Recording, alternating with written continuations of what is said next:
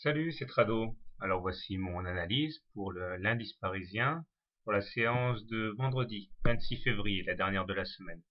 Bon, eh bien, je ne sais pas si je dois être insatisfait ou très insatisfait parce que j'avais bien prévu de rentrer short sur les niveaux de 3800, mais a priori, certains plus impatients que moi ont appuyé sur la touche de vente et je crains de ne jamais pouvoir réaliser le trade short que je voulais réaliser. Et nous nous retrouvons avec une bougie assez décapante puisque malgré une petite poussée qui a amené les cours au contact de la M7, eh bien il y a eu un double refus de la M7 et de la M20 et nous terminons avec une longue bougie rouge quasiment sur les plus bas du jour et qui ont enfoncé le canal gris qui maintenait les cours et qui avait été sollicité déjà à plusieurs reprises. Du coup, ceux qui ont parié pour l'objectif baissier qui est la fourchette de la médiane de la fourchette d'Andrews commencent à avoir la banane, je pense, puisque on est parti peut-être pour réaliser ce scénario.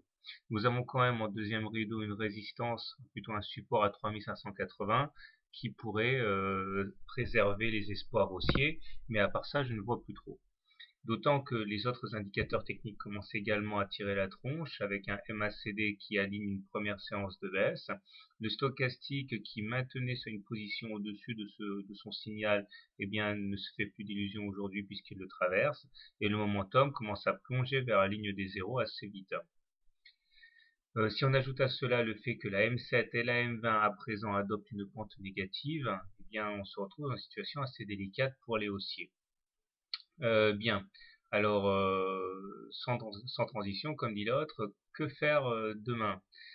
Je pense que si je devais acheter l'indice parisien à présent, j'attendrais un contact avec le support des 3580 car nous avons quasiment rien ici pour empêcher la chute et rien en fait qui puisse produire un rebond de qualité.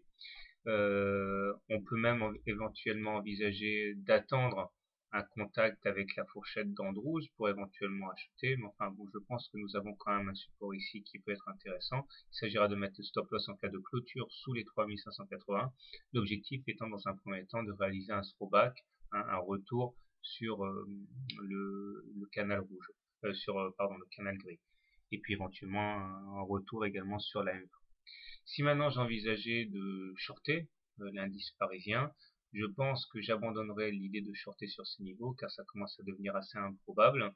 Je shorterais plutôt le contact avec la M20, stop loss en cas de clôture au-dessus de la M20, objectif, eh bien un retour sur le support à 3580.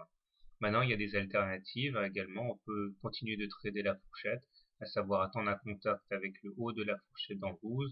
Objectif, le ralliement de la médiane. Voilà. Personnellement, et je l'ai dit et je le répète, je continue de privilégier les impulsions baissières. Bonne soirée, bon trade, et comme d'habitude, ceci n'est pas un conseil, mais une réflexion à voix haute. Bonne soirée.